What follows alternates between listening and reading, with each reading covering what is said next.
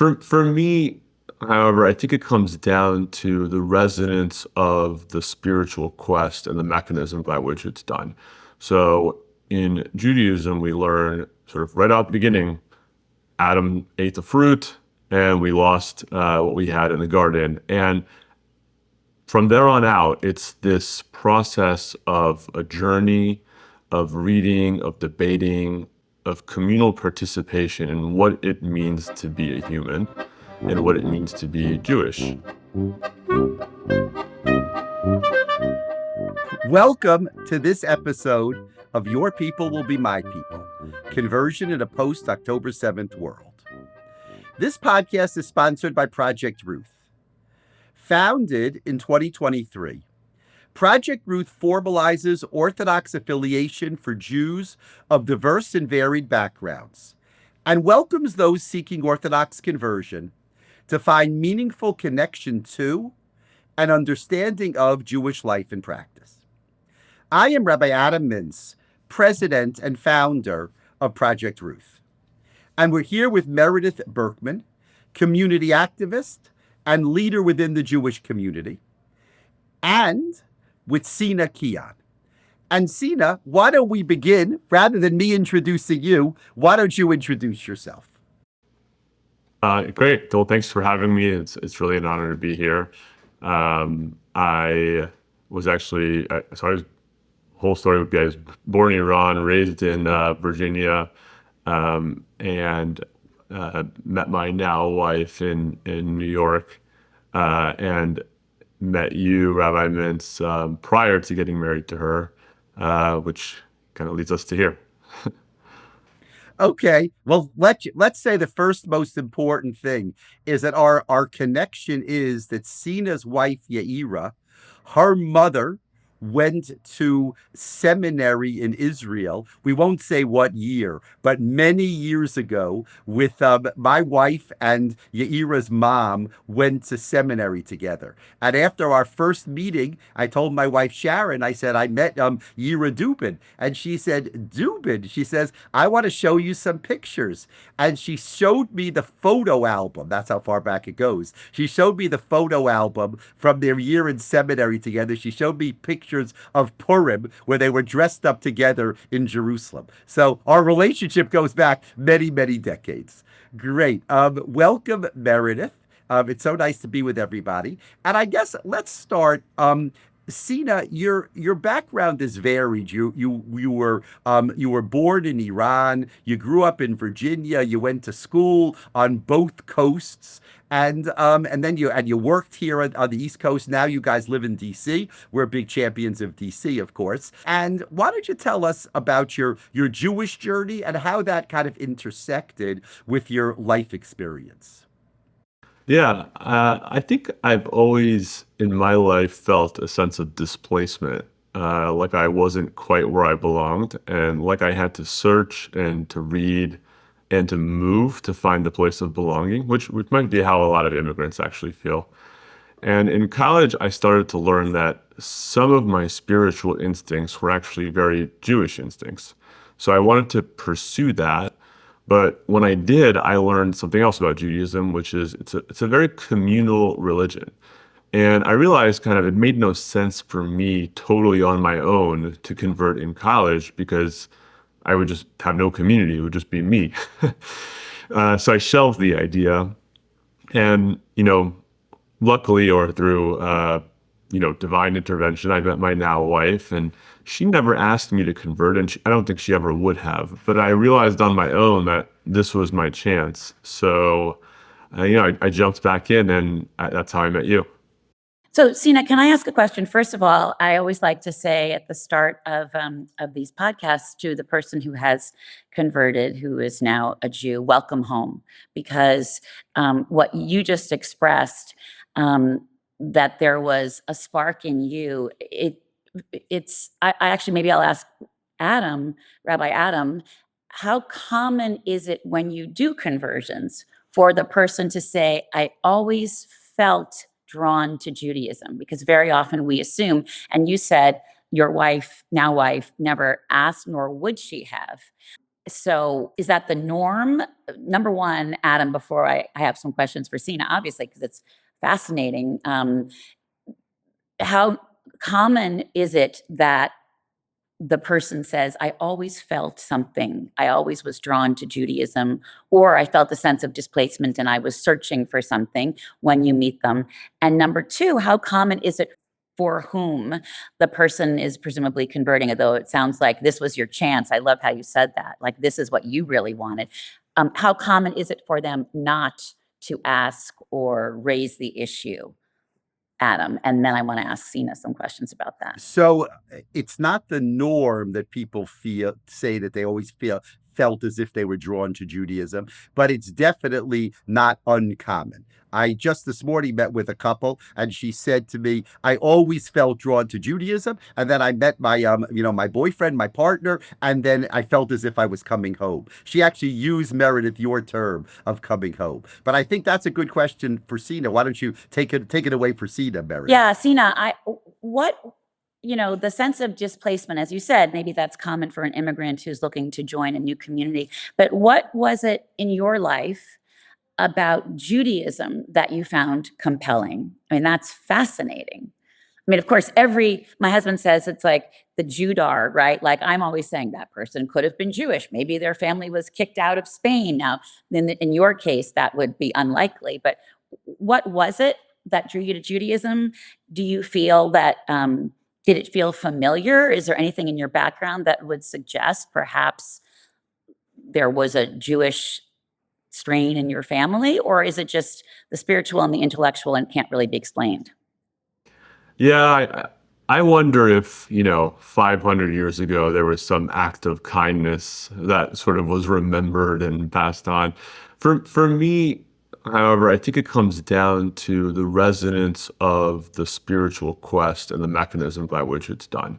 So in Judaism, we learn sort of right out the beginning, Adam ate the fruit and we lost what we had in the garden. And from there on out, it's this process of a journey of reading, of debating, of communal participation in what it means to be a human and what it means to be Jewish. And I think that's very healthy, and that process is very appealing to me. And I find right off the bat, there's just so much that process contributes to just living like a richer life, like a richer inner life and a richer sort of communal life. So that part I think spoke to me right off the bat. And this like the temple was destroyed. What does it mean to rebuild it? It's this ever present quest to put together, ourselves into something greater. That resonates with me very deeply. Were you raised in a religious household? What was the role of religion in your life before you became Jewish? So my parents, they didn't raise me in a religious household. They raised me in a household that respected religion. And my mother taught me a long time ago that labels don't really matter and that there are sort of different rivers flowing into the same ocean. So my parents always been focused on sort of what's your character, how do you integrate all the information you get in the world into, being the kind of person you want to be. And fundamentally, I do think that's right. I do think we're all here on earth together as God's creatures, and we share a responsibility to live one another and to help one another flourish. And my parents have always been that for me. And so I would say that's the kind of quote unquote like religious architecture they set up for me. When I was a kid, we'd go visit a church. My parents were very open to all of these different mechanisms by which people sort of think about this. And they very much believed in God, and they sort of believed that morality is a quest, and being your best inner self and your best self in the world is something to be focused on. So, I think they set me up in a way that is very consistent with the religious upbringing, but they never sort of pushed a religious upbringing. What was their religious background? I mean, do you come from a Muslim family or no? Yeah, ethnically Shia Muslims, and my mom is Sufi.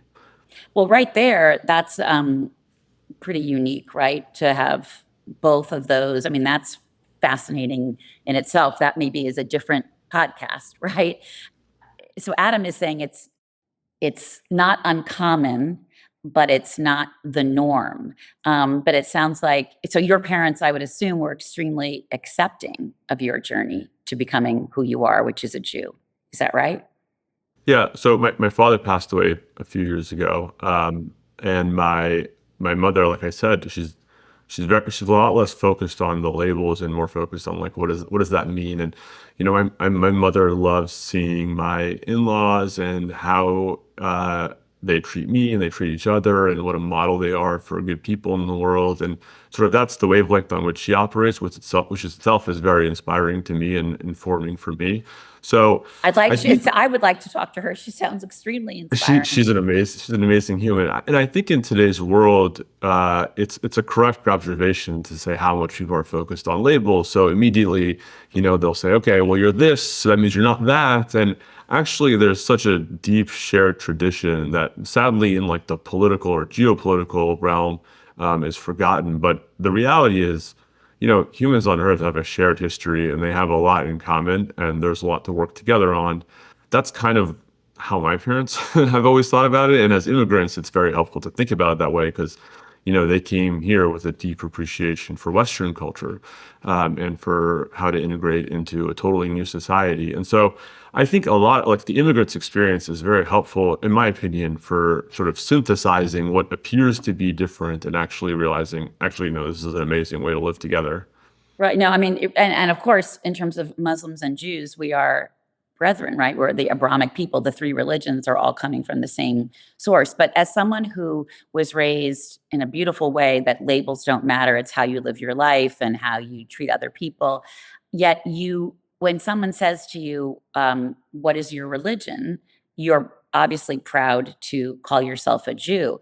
Jews are really into who is a Jew, who's not a Jew. I don't know in your Jewish journey if you've ever watched the Adam Sandler famous Hanukkah song. Do you know? I know Adam knows what I'm referring to about singing who's a Jew, this one's a Jew, that's one not Jew, which is sort of funny. But Jews are into quote labels about who is a Jew, who's not a Jew, who can marry Jews. So was that difficult for you because you were not raised that way? And clearly you have a beautiful world, your worldview sounds very expansive and inclusive rather than exclusive. And yet you've formally, returned home or joined a club that is quote exclusive. You have to work, you can't just say, I'm a Jew. So was that difficult for you? No, it's not difficult because I think that what you're referring to as labeling is the process of protecting what it means to be Jewish. And in like a multicultural world, the idea is not to say, hey, everyone's exactly the same and all the cultures should sort of like blend together into one thing. I think it's very valuable to have different cultures and to have different traditions. And so when we talk about, what it means to be Jewish, we're defining values that we protect and that we think are really important for us. That doesn't mean that other people have to do them. And in fact, we're fairly indifferent to other people caring about them even. So I don't think that there's any sort of inconsistency there. I think that that's a very healthy thing. And likewise, I think it's a very healthy thing for other religions to do the same thing for, what it means to be a part of their religion. That's separate and apart from sort of living together and respecting that other religions are doing great things for people who are in them and sort of respecting the freedom that they have to follow their own journeys. So I want to focus on a little bit of a different thing, and that is Sina actually married into a Jewish community that's a little different than our Jewish community. And I think that's interesting to understand that reality. Let me just give a little background. The question needs a little bit of a background, and that is to understand what we call the Ultra-Orthodox community. In New York, the ultra-Orthodox community, because it's very strong and very numerous, so what happens is that there are many, many ultra-Orthodox communities, and in a way, they're, at least in their living conditions, they're very much separate and cut off from the outside community. They may work and together with other people who are not part of that community. But at least in terms of living conditions, they're living in separate communities, whether it's Lakewood or Muncie or part of Brooklyn. Out of New York, though, that's not the reality. Out of New York, the ultra-Orthodox community tends to be much more a part of the broader community. And Sina's wife Yaira, was brought up in the what we call the ultra-Orthodox community of Baltimore. But it's a different kind of community.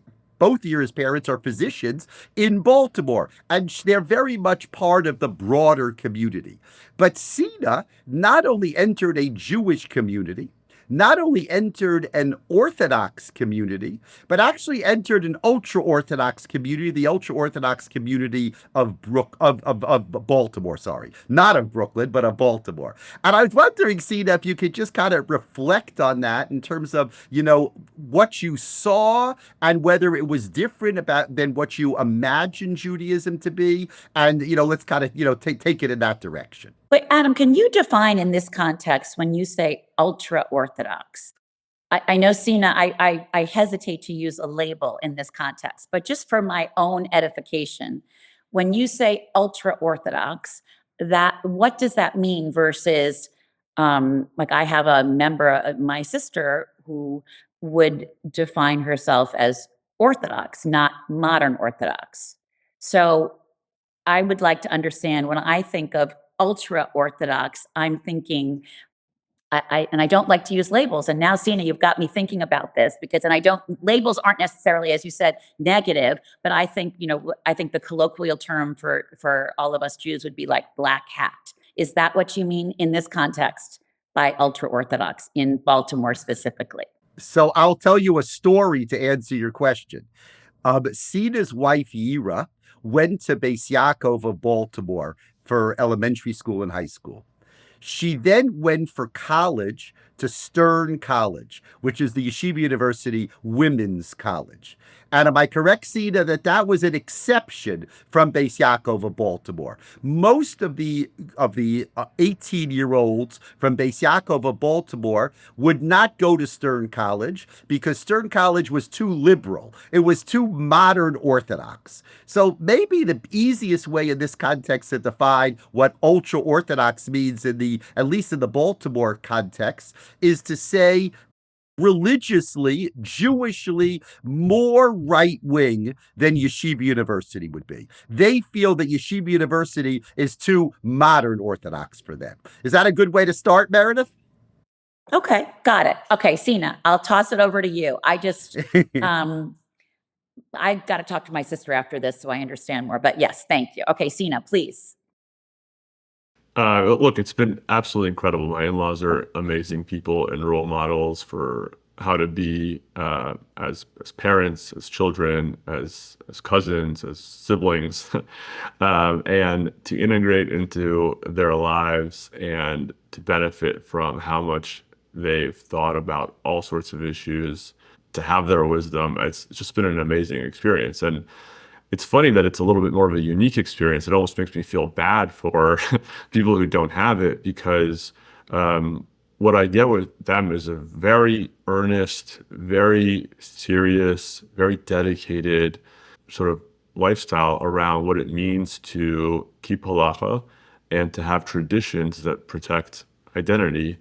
And there's just so much kindness and so much joy and so much to learn being in a community like that. So I feel just honestly very privileged to have access to it and to be so close to it.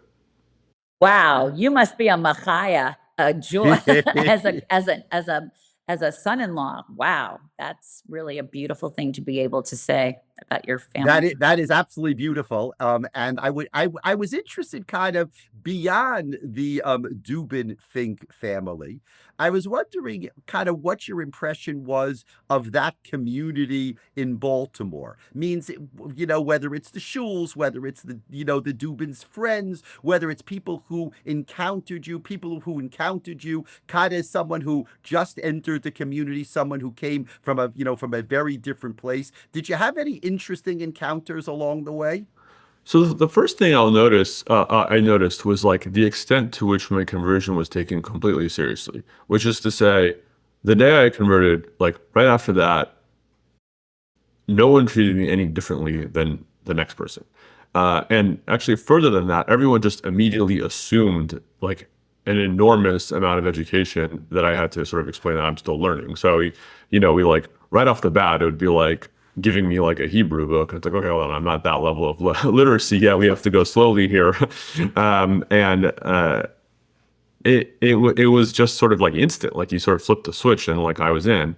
And then in terms of being there, it I think it just showed me the benefits of communities in even a broader sense, which is to say, like, I walk into a shul, people remember me from the last time I was there, even if it was 6 weeks ago or 3 months ago, and they'll come over and say hi, and the rabbi will come over and say hi, and everyone will be friendly, and they'll ask about my family, and they kind of all know each other, and so there is a very deep sense of community. Whereas, like, if I walk into kind of the local grocery store here or places that I'll just frequently be around here, I don't normally run into people I know, so there's a lot of familiarity, and then there are a lot of built-in mechanisms by which to like deepen all of those familiarities. For example, people typically live walking distance so that on Shabbos they can sort of walk to each other's houses, see each other, and so you have this like built-in feature in this community where like everyone's walking distance, so you see each other a lot more than you would see each other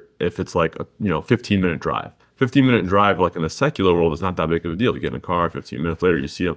But that requires some planning.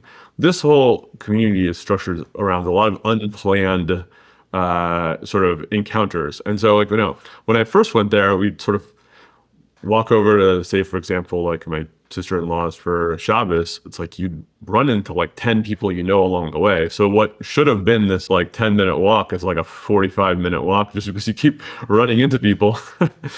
So it's very lovely in that sense.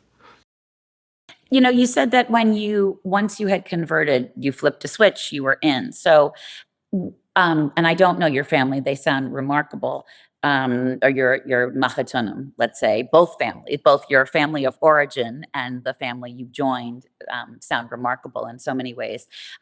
Before you converted, I mean, for your wife coming from as Adam says, an ultra-Orthodox environment, was it difficult for her to be, it's unique that someone coming from that environment would, be open to falling in love with someone who's not Jewish. I mean, I always say to my children when I preach in marriage and in dating, everyone has a spark of the divine, which is essentially what you were saying earlier, right? So you could fall in love with anyone. This is not about better than. That's why I always say to my kids, of course you could love anyone. And so, that's why I hope that you will obviously our family values, right, is to marry Jewish. And I say, you should be dating Jews because why put yourself in a position to fall in love with someone?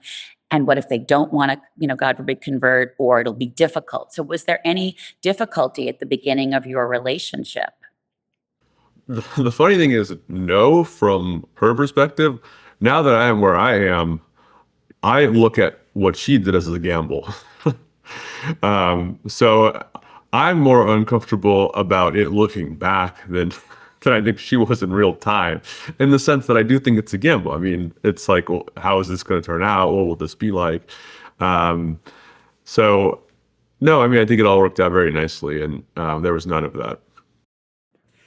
I just want to comment on what Sina talked about, how he was so accepting. I think this is interesting. Sina makes it seem as if that's obvious.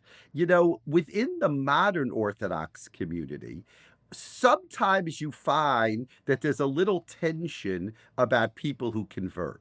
And I think, Sina, that's related to the fact that within modern Orthodoxy, conversion is more frequent. I wouldn't say it's frequent, but it's more frequent. There are converts, and there are converts who convert with different conversion programs. And the minute you have different conversion programs, so you can have competition between the programs. My program is better than your program. You're more Jewish than I am. And, that, of course, leads to complications. questions. Will you be called to the Torah in this shul, even though your conversion program is not the conversion program of our rabbi, but it's the conversion program of another rabbi. So within the modern Orthodox community, sometimes there can be tensions regarding the conversions. But Sina, in Baltimore, I would imagine, and I know this to be true, that conversion, like you said, Yaira took the gamble, you didn't take the gamble. It's much less frequent. And ironically, because it's much less frequent, therefore, when it happens, they're accepting because, wow, this never happens. But if it happens, it must be that you're serious about it. I wonder whether you've encountered that, Sina, or Meredith, whether you've encountered that. I've not encountered it, but I understand it, at least intellectually, because I think what's going on is a very important desire to protect, again, what it means to be Jewish. And so that a lot of that comes from, look, we have a way of life. It has sustained us for a very long time. We are supposed to cherish it. And what you're seeing when people take that view is they're getting defensive about something that is tremendously important. So I think that that is fair, and that's not a bad thing at all. Of course, there's always an overlay of just like human nature, which is sort of like other things can come in, which is like you're worried, you're letting like pride or this or that or this other, there's the politics of like life that is inherent in being a human. But I think underneath it, for sure, I mean, you can imagine if you felt that there were a lot going on and like quote unquote quality control was lacking, you'd start to sort of give up what it means to be like in a community. And then you start wondering, well, the butcher, does he actually know, is he shechting according to halacha, or is it this or that? So there's like a certain amount of trust that has to be built into the education system to make sure that the way of life is protected. Wow. So you said you felt like a switch went on. The last interview we did, the podcast we did, we interviewed a woman who said that she remembers, she came out of the mikveh and she was in New York City and like everything was gleaming and she said like everyone was smiling and saying hello. It felt like the world was different. And, I don't know if maybe that was her experience. I think maybe she was projecting onto this powerful, important moment. So I guess I would like to ask you the moment when you were formally home, right? Meaning when you formally became the Jew that you are, what did that feel like? I mean, you said you felt like when the switch flipped and everyone accepted you immediately, but how did you feel? Did you feel like a switch was flipped? What was the actual moment when you were formally a Jew? What did that feel like for you? Look, I wish I could say that it corresponded exactly with the mikveh. So like, our head comes out of the water and like the sun emerges and it's like this beaming moment. And the mikveh was very special, but for me, if I had to pick a moment, it's potentially more just davening with my father-in-law during Yom Kippur and sort of going along and sort of internalizing what we were doing and having his support there as someone who was like totally new to doing that. And I felt like I was doing something very meaningful and important. And that was more a moment to me where it was like, again, if you go back to my earlier observation that this is a communal thing, it's not meant for someone to, go solo. That's why we have the concept of a minyan. It kind of protects that. It was more being, quote unquote, in the minyan with my father-in-law that made me feel that way. I'm shepping nachas for your mother, your in-laws, for Adam. Like that's just incredibly, incredibly powerful and beautiful. Wow. It really is. Now, we're talking a lot about the parents' generation, which is beautiful. But Sina and Yira also have a 2-year-old daughter, Charlie. And I wonder if you could reflect for a minute your experiences. Now, Yira's experiences are special in their own way, but we'll have to get her for another podcast. But based on your experiences, how does that impact the way you see, the way you want to bring Charlie up, or the way you want to provide for Charlie a kind of a broad perspective on the world, but a very Jewish perspective on the world?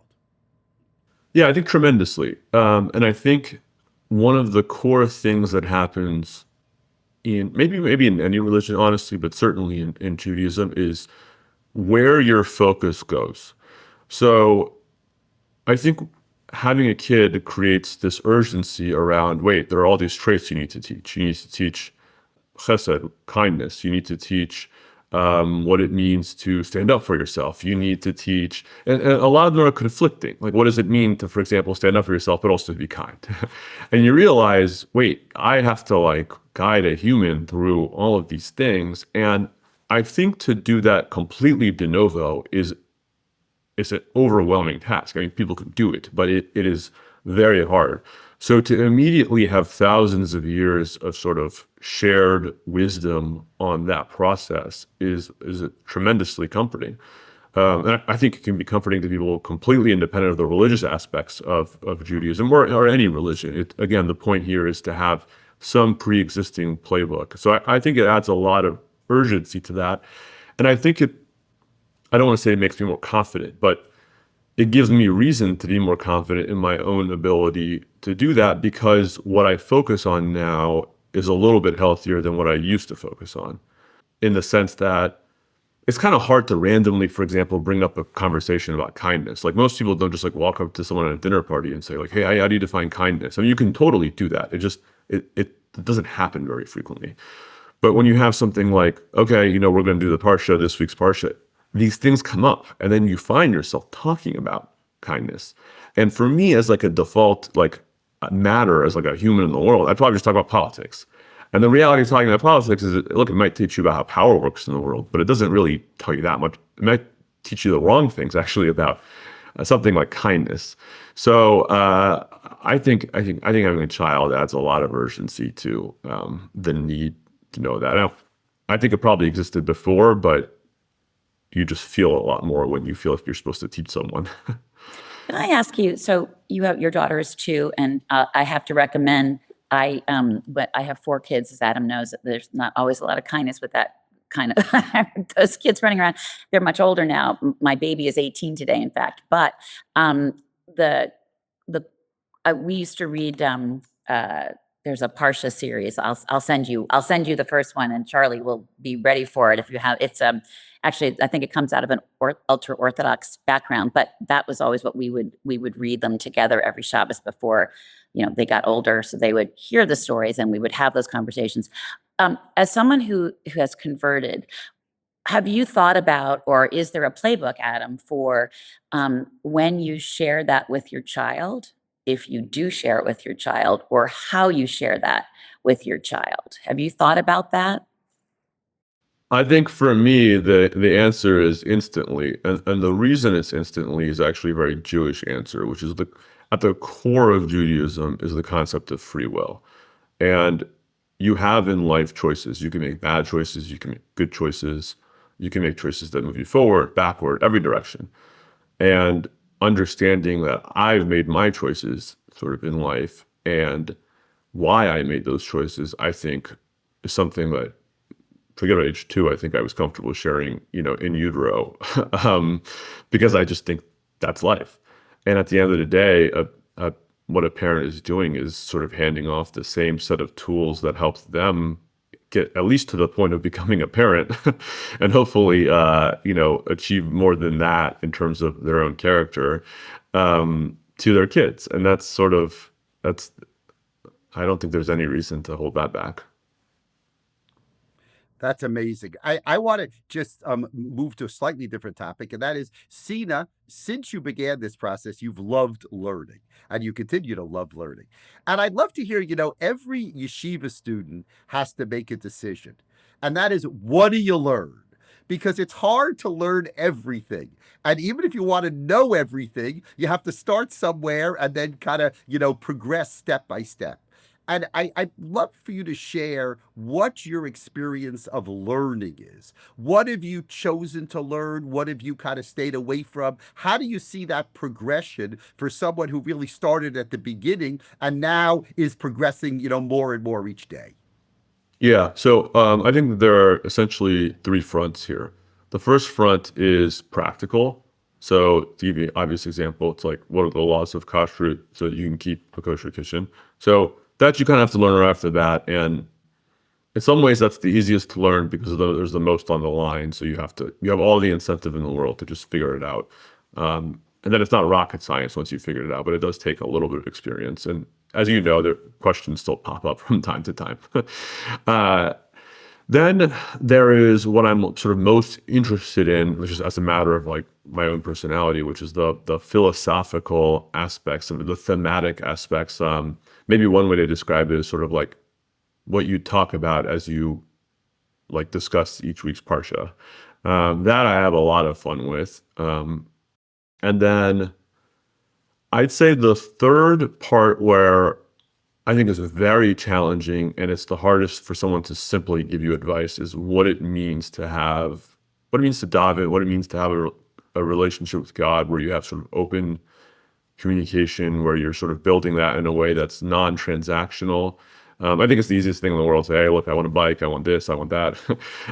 And then you sort of get reflective about that. You're like, well, I'm just asking for things. Like, what kind of relationship is this? I'm just demanding things like a small child. And then that's your first block. You're like, wait, I'm kind of like a small child in this relationship. So how do I become a slightly, bigger child? So I think those are the three fronts, and some are easier than others. The second one is where I think it's easiest for me to live in. Let's talk about the third front since that's the hardest. Let's go right for it. What do you study? Who do you talk to try to address that question? What does it mean to daven? What does it mean to have a slightly more sophisticated relationship with God? Yeah, for that I mostly talk to my in-laws because for them it's extremely important that they daven, and it's if it's either almost emotional or very emotional that they have that opportunity, and so that tells me they're getting something from it. I think in like the secular world, you look at that and you just be like, well, that the people are just doing something that I don't understand. But I think there's obviously some benefit coming there, and so I asked them about it, and I asked them how do you overcome, the fact that it feels like you're just asking for stuff, and we have those conversations, and that moves it forward. Again, I don't think there's any one answer someone can give, so that it's not like a phone number. Here's the phone number to call, and then God's going to pick up on the other line, and there you go, you have a relationship. So I think it's a process, and I think it can be it's easier for some and more challenging for others. Wouldn't that be easy if there were a 1-800 Daven? I mean, that's the thing. I've been a Jew my entire life, and sometimes when I'm davening, I think I have like the same prayer that when I would pray when I was a little girl. I've just built on it, right? Like every day you're someone different. So maybe I need to call your in-laws because it sounds like they have a lot of It's wisdom. just, it's hard because you sort of think about, well, what do we repent for on Yom Kippur? And then sometimes you realize, wait, like greed, maybe some greed was built into my own davening. So I was sitting there like in a relationship with God doing something that's like, I've been told not to do. So I think it's very challenging. And you can either look at the challenge and say, okay, well, it's too challenging and walking away, or you can keep grappling with it. So I'd like to keep grappling with it. I just tell you, I have to tell you it's by Torah, and that is you say, on Yom Kippur, there's greed within your own davening. On Yom Kippur, we list all of our sins or many of our sins, and we hit ourselves for each of the sins. One of the sins we mention is the sin of mentioning our sins. So while we're mentioning our sins, we recognize that we probably either have a little greed or a little, a little, dishonesty in mentioning our sins. So we hit ourselves for that also. So Sina, you didn't make that up. The rabbis many years ago thought of the same thing. This is a fascinating discussion. I want to move it just one degree to the side and say, we talked about your experience within the Baltimore Orthodox community. but you've also had experience over these years with other denominations. And I wonder, having been introduced to Judaism through that community in Baltimore, how you related to the other denominations, whether that's modern Orthodoxy or whether that's the Adas Israel, the conservative shul in Washington, how one played off the other. Yeah, I think with that background principle of a little bit not focusing so much on the labels, I just value that people are plugging in however they're plugging in and they're grappling with similar questions. I think a challenge for any particular community is, are you actually passing on the traditions? Will your kids and your grandkids and their kids sort of hold those traditions? I don't have answers to that. I think people can debate that. I'm a new I'm a new observer to that debate, and I have some preliminary thoughts of my own, but I don't think anything unique to contribute to that. Look, Judaism is a very rich religion and has a wide range of expressions on virtually every issue. And go figure, if you actually look at the Talmud, it's just a bunch of debates. So, so we're very much continuing in that tradition at a meta level. And what relationship did you have prior to your conversion and now post conversion to Israel? How much did Israel factor into this, or Zionism, or didn't it, or hasn't it?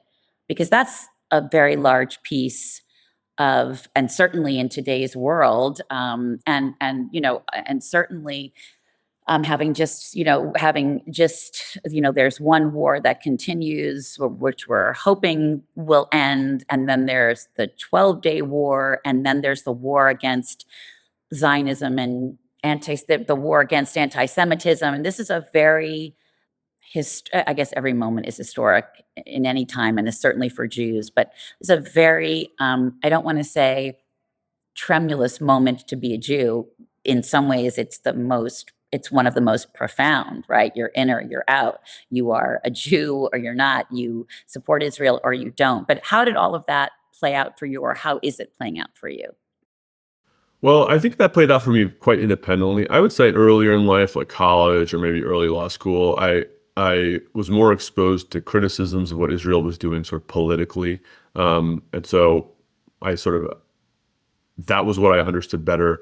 In law school, I met a friend who actually started to like push back on that for me and lay out kind of what Zionism meant to him. And that was the beginning of sort of a political shift for me, where I started to see Israel as actually this very beautiful place that has just very kind of open and has accomplished something amazing in giving Jews a home, but also just being open to people of all faiths and the whole world. And I actually visited Israel prior to converting, and my passport says born in Iran, and they welcomed me in, and I got to eat at restaurants there, and everyone was very friendly and nice and kind. And so it's an amazing place. Like every country, it has politics. It has to sort out its politics. I think its role in the world as a Jewish state and a home for the Jews is an extremely important one. And I think its sensitivity to like its broader international status, given kind of the history of the area, is I think well-founded. So I know people have very strong views on this, and maybe they should. It's good to debate. But I just come out on the side of like being very grateful that there is Israel, and just happy that we can all go visit it. That's beautiful and fantastic. Do you find yourself debating Israel now in a different way than you did, say, when you were in law school? Because everybody debates Israel. It's almost unfortunate, because now I feel that people might think, oh, you're saying that because you're Jewish. And it's like a lot of the things I view now, I actually thought before then. So I almost felt like I was better positioned to make some of the arguments then. So people wouldn't have that view. But no, I mean, I share. And I think what I want my contribution to be is like making the world a place where we're actually having like disagreements and debates, not a place where people are trying to intimidate each other. And unfortunately, on this issue, there is you're just seeing more and more in the realm of intimidation rather than actual debate. So I think that's sad, and I think we should all push back against that. A last question, Meredith? Yeah, I wonder, given all of as you said, you referred to Judaism, it's such a rich religion.